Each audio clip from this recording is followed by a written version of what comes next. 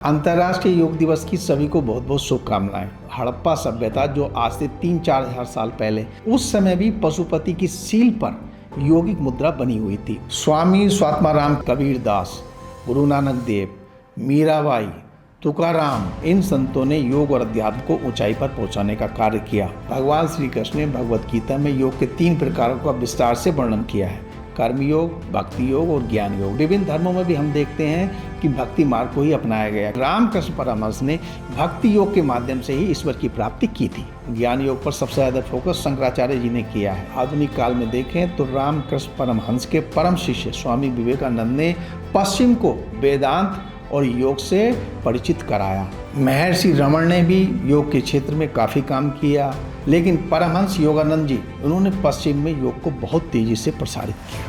आधुनिक काल में टी कृष्णाचार्य ने योग को आधुनिक बनाने में बहुत बड़ा काम किया। पहले हैं जग्गी वासुदेव जी, जो कि कोयम्बटूर में अपना योग का कार्यक्रम चलाते हैं। उसके बाद है श्री श्री रविशंकर जी, ये अपनी सुदर्शन क्रिया के माध्यम से योग सिखाते हैं। 21वीं शताब्दी में अगर योग के क्षेत्र में सबसे बड़ा नाम है तो वो पतंजलि योगपीठ के स्वामी रामदेव जी हैं। भारतीय प्रधानमंत्री के प्रयासों से संयुक्त राष्ट्र ने 21 जून को अंतर्राष्ट्रीय योग दिवस के रूप में मनाए जाने की घोषणा कर दी। 2015 से लगातार पूरी दुनिया 21 जून को अंतर्राष्ट्रीय योग दिवस के रूप में मना रही है।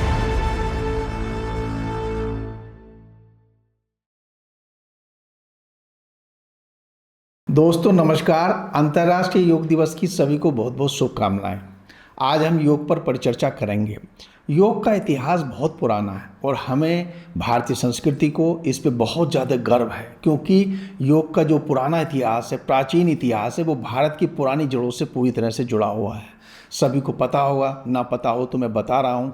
हड़प्पा सभ्यता जो आज से 3-4 हजार साल पहले भारतीय उपमहाद्वीप में, यानी कि उस समय भारत, पाकिस्तान और अफगानिस्तान के क्षेत्र में पनपी थी, उस समय भी पशुपति की सील पर योगिक मुद्रा बनी हुई थी। यानी कि उस समय के लोग भी योग के बारे में जानकारी रखते थे, योग होता था। और ये बहुत बड़ी चीज़ है कि उस समय 3-4 हजार साल पहले हड़प्पा सभ्यता भौतिक रूप से तो बहुत ज़्यादा समृद्ध थी, साथ ही अध्यात्म के स्तर पर, यानी कि योग के स्तर पर भी उस सभ्यता में बहुत बड़ा डेवलपमेंट देखा गया था। उसके बाद भारतीय सभ्यता और संस्कृति में योग लगातार एक धारा की तरह प्रवाहित होता रहा। वैदिक काल में ऋग्वेद में योग शब्द का वर्णन मिलता है, लेकिन योग शब्द का वैसा पूरी तरह से अध्यात्म से जुड़ा हुआ वर्णन नहीं मिलता है। उपनिषद काल तक आते आते योग की अवधारणा काफ़ी पुष्पित पल्लवित हो गई थी। उपनिषद काल में भारतीय आध्यात्मिक दर्शन बहुत चरम पर पहुंच चुका था। योग जो कि शरीर को मन से, मन को आत्मा से जोड़ने की बात करता था, वो योग शरीर, मन, आत्मा से होते हुए परमात्मा तक जोड़ने के लिए पूरी तरह से पुष्पित पल्लवित हो चुका था। अनेक ऋषि मुनियों ने उपनिषद काल तक योग और अध्यात्म को बहुत ऊंचाई पर पहुंचा दिया था। 6ठी ईसा पूर्व तक आते आते भारत में अनेक दार्शनिक संप्रदायों का उद्भव हुआ।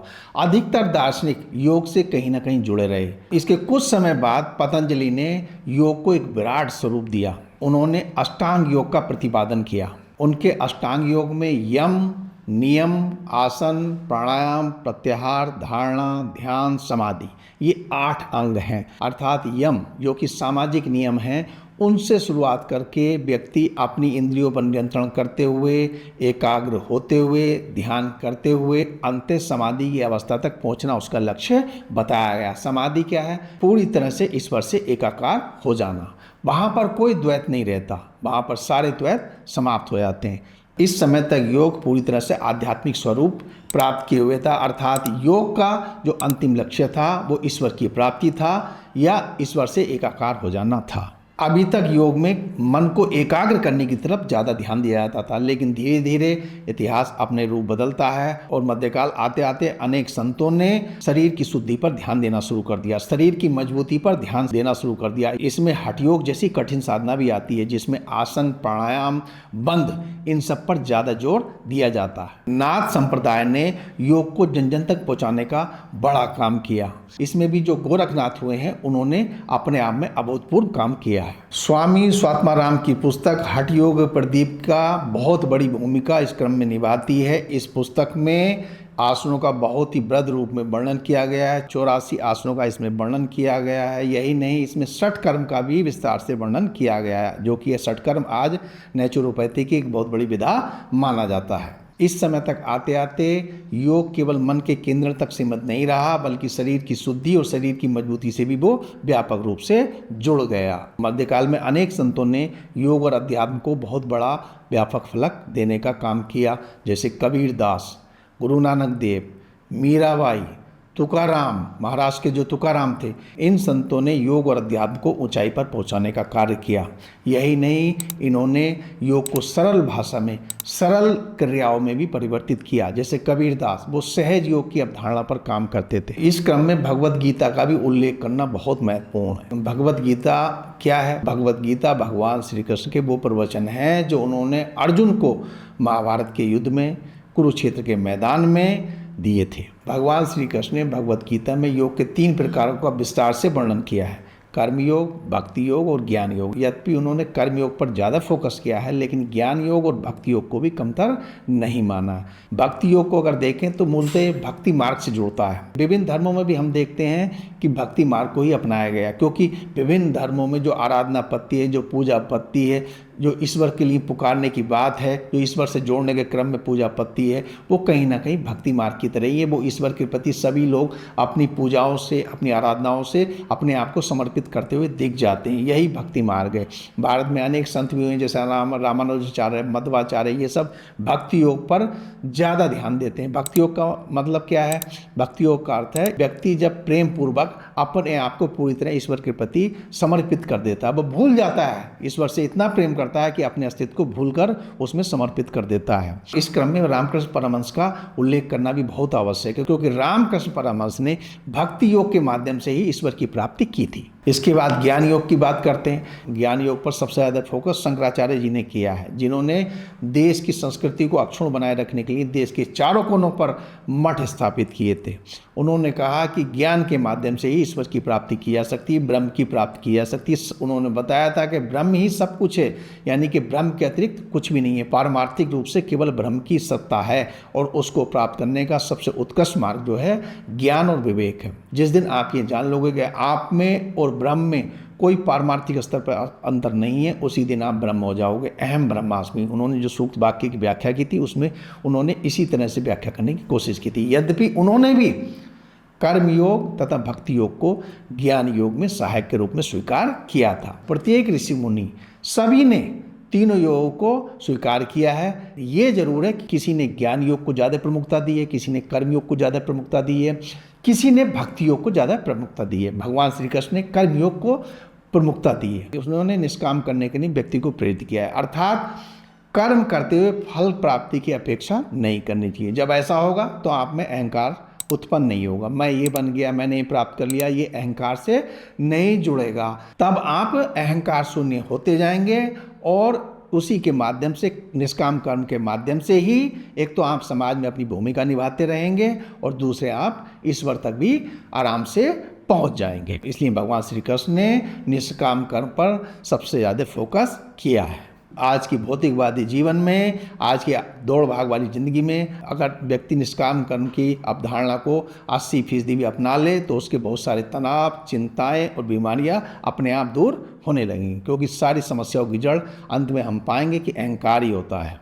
आधुनिक काल में देखें तो रामकृष्ण परमहंस के परम शिष्य स्वामी विवेकानंद ने पश्चिम को वेदांत और योग से परिचित कराया। उन्होंने 1893 में शिकागो में हुए विश्व धर्म संसद के सम्मेलन में प्रथम बार इतना बढ़िया भाषण दिया था कि पूरी दुनिया में उनके भाषण की चर्चा हुई थी। उन्होंने उसमें योग और वेदांत से पूरे पश्चिम को अवगत कराया था। उनका भाषण इतना प्रसिद्ध हुआ था कि पूरा हाल जितने भी लोग बैठे थे वो खड़े होकर तालियों की गड़गड़ाहट से उनका स्वागत कर रहे थे।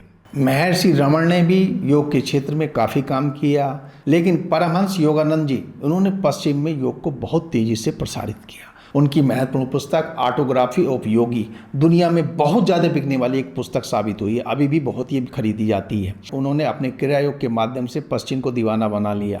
स्टीव जॉब्स भी उनके बहुत बड़े अनुयायी थे।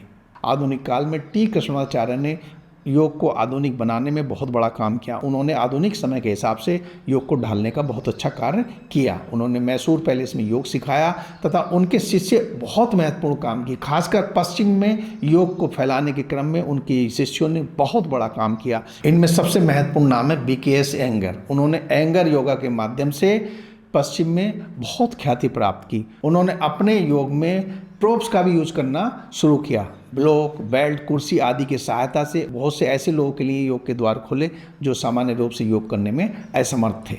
उनकी पुस्तक लाइट ऑन योगी बहुत महत्वपूर्ण पुस्तक है योग पर, वो दुनिया में बहुत ज़्यादा प्रसिद्ध हुई है। इस क्रम में मैं एक नाम और लेना चाहूँगा, ओशो रजनीश का। ओशो रजनीश जो कि बहुत विवादास्पद गुरु रहे हैं, वो इतने प्रसिद्ध हुए कि उनके शिष्य उन्हें अमेरिका में खींचकर ले गए और उन्होंने वहाँ पर रजनीशपुरम की स्थापना की।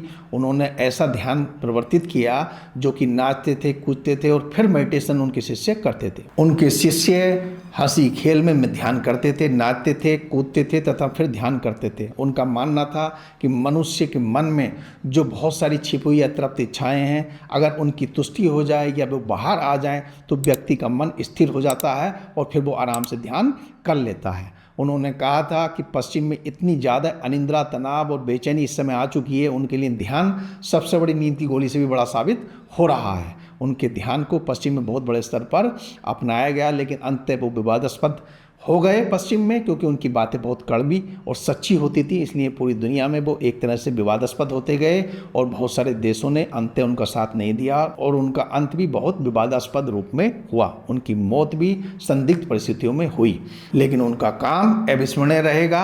इस समय उनके विचारों को दुनिया में बहुत ज़्यादा पसंद किया जा रहा है। 21वीं शताब्दी में अभी भी बहुत सारे ऐसे योगी हैं, गुरु हैं जो चर्चित हैं, लेकिन इनमें 3 लोगों का नाम लेना बहुत महत्वपूर्ण है। पहले हैं जग्गी वासुदेव जी, जो कि कोयम्बटूर में अपना योग का कार्यक्रम चलाते हैं। उसके बाद है श्री श्री रविशंकर जी, ये अपनी सुदर्शन क्रिया के माध्यम से योग सिखाते हैं और काफ़ी विश्व में लोकप्रिय हैं। लेकिन इन सब में सबसे बड़ा काम है 21वीं शताब्दी में अगर योग के क्षेत्र में सबसे बड़ा नाम है तो वो पतंजलि योगपीठ के स्वामी रामदेव जी हैं। रामदेव जी के व्यक्तित्व में लोग कई प्रकार की कमियां निकालते हैं, लेकिन मैं इसको नहीं मानता हूँ। पूरी तरह शुद्ध तो सोना में नहीं होता, वो भी 24 कैरेट का नहीं बनाया जाता। कुछ कमियां हर व्यक्ति में पाई जाती है, जैसे ओशो रजनीश में भी कुछ कमियां थी। हो सकता है कुछ कमियां स्वामी रामदेव में भी हो, लेकिन उन्होंने योग को यानी कि प्राणायाम को, आसनों को जिस तरह से घर घर में पहुंचाया, वैसा काम भारत के 5000 साल के इतिहास में किसी ने भी नहीं किया है। उन्होंने योग को पूरी दुनिया में बहुत विस्तार दिया है। उनका प्रभाव इतना व्यापक रहा है कि आज से 25 साल पहले ही उन्होंने पूरे देश को सुबह 5 बजे जगाना एक तरह से शुरू कर दिया था। धीरे धीरे पूरी दुनिया उनके प्राणायाम से, उनके योगासनों से बहुत ज़्यादा प्रभावित हुई है। आयुर्वेद के क्षेत्र में उन्होंने बहुत बड़ी सफलता प्राप्त की है। आयुर्वेद जिसको लोग भूलते जा रहे थे, उसको उन्होंने जन जन तक पहुंचाने का काम किया है। अब आयुर्वेद की विधा कभी ख़त्म होने वाली नहीं है। उन्होंने आयुर्वेद योग को पूरी दुनिया में इतने बड़े स्तर पर फैला दिया है कि अब हमेशा वो विधा संरक्षित हो गई है। 2015 में सरकारी स्तर पर भी बहुत बड़ा प्रयास हुआ। भारतीय प्रधानमंत्री के प्रयासों से संयुक्त राष्ट्र ने 21 जून को अंतर्राष्ट्रीय योग दिवस के रूप में मनाए जाने की घोषणा कर दी। 2015 से लगातार पूरी दुनिया 21 जून को अंतर्राष्ट्रीय योग दिवस के रूप में मना रही है। इससे दुनिया में योग को और ज़्यादा महत्ता प्राप्त हुई, क्योंकि इस संयुक्त राष्ट्र में जब ये प्रस्ताव आया था तो 177 देशों ने इसका समर्थन किया था। इससे पता चलता है कि दुनिया में योग कितने बड़े स्तर पर अपने पैर पसार चुका है। वास्तव में प्राचीन काल में योग पूरी तरह से अध्यात्म से जुड़ा रहा तथा ईश्वर प्राप्ति का एक महत्वपूर्ण साधन माना गया। आधुनिक जीवन शैली से मोटापा, बीपी, शुगर, एंजाइटी, अनिद्रा जैसी अनेक बीमारियां व्यक्ति के शरीर में प्रवेश कर रही हैं। पूरी दुनिया में जैसे जैसे भौतिक समृद्धि बढ़ रही है, वैसे वैसे आधुनिक जीवन शैली से उत्पन्न बीमारियां बढ़ती जा रही। ऐसे में योग की जो जरूरत है वो दिन प्रतिदिन बढ़ती जा रही है। इसलिए स्कूलों में, ट्रेनिंग सेंटरों में तथा अनेक संस्थाओं में अब योग को एक व्यवस्थित रूप में अपनाया जा रहा है, जिससे लोगों की प्रोडक्टिविटी बढ़ सके। निश्चित रूप से अगर योग को व्यक्ति प्रतिदिन करता है, समय से करता है तथा उचित नियमों के साथ करता है, तो उसके शरीर की फ्लेक्सिबिलिटी बढ़ती है, उसके शरीर की शक्ति संवर्धन होती है, उसके मन मजबूत होता है, मन में शांति आती है, जिससे अनिद्रा, बीपी, कोलेस्ट्रॉल, शुगर ऐसी बीमारियों पर रोक लगती है तथा धीरे धीरे वो बैक होती हैं और व्यक्ति स्वास्थ्य की तरफ अग्रसर होता है। यही नहीं, कार्टिसोल नामक जो हार्मोन है जो व्यक्ति को चिंताग्रस्त करता है वो भी धीरे धीरे कम होने लगता है। इसलिए सभी लोग प्रतिदिन योग करें।